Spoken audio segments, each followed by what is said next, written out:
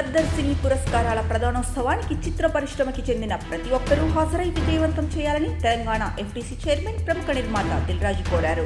తెలుగు సినిమాలు ప్రపంచవ్యాప్తంగా విడుదలవుతున్నాయని, అదే తరహాలోనే ఈ నెల 14న హైదరాబాద్లో జరగనున్న గద్దర్ పురస్కార వేడుక అందరికీ చేరువయ్యేలా ఏర్పాట్లు చేశారని చెప్పారు. సో ఈరోజు యాక్చువల్గా ఈ ఈవెంట్, ఈ ప్రెస్ మీట్కి మంత్రివర్యులు కూడా రావాల్సింది ఉంది. పోతే ఆ ఇన్సిడెంట్ వల్ల సో ఈరోజు ఆ ప్రోగ్రామ్ని క్యాన్సిల్ చేసి సో మీడియా మిత్రుల ద్వారా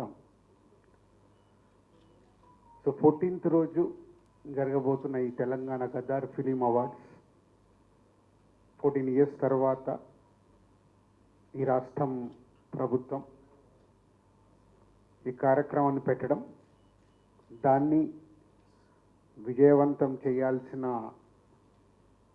రెస్పాన్సిబిలిటీ ఎఫ్డీసీతో పాటు film industry and media. So ఆ రోజు కార్యక్రమాన్ని ఐఎన్పిఆర్ ద్వారా ఆల్ ఛానల్స్కి లైవ్ ఇవ్వడం జరుగుతుంది. సో ఐఎన్పిఆర్ ద్వారా మీరు కమ్యూనికేట్ చేసుకొని ఆ ఈవెంట్ని వరల్డ్ వైడ్గా ఉండే తెలుగు ప్రేక్షకులు, అలాగే అదర్ లాంగ్వేజ్లు కూడా ఇప్పుడు పాన్ ఇండియా అయిన తర్వాత మన హీరోల సినిమాలు ప్రపంచవ్యాప్తంగా రిలీజ్ అవుతున్నాయి.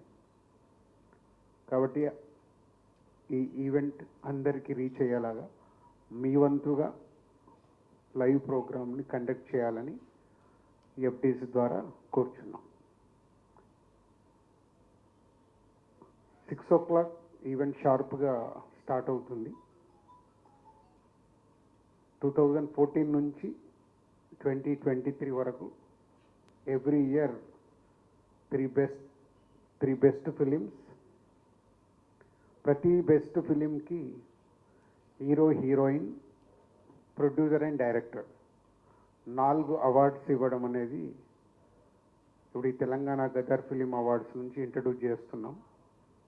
సో అలాగే బెస్ట్ ఫిలింకి, సెకండ్ బెస్ట్ ఫిలింకి, థర్డ్ బెస్ట్ ఫిలింకి అందరికీ అవార్డ్స్ ఉన్నాయి, 4కి. అలా ఎవ్రీ ఇయర్ 3 ఫిలిమ్స్ టు 2023 వరకు ఎవ్రీ ఇయర్ ఉండే 3 ఫిలిమ్స్కి 4 అవార్డ్స్ ఇవ్వడం జరుగుతుంది. సో ఇది చాలామందికి కమ్యూనికేట్ కాలేదని అన్నారు.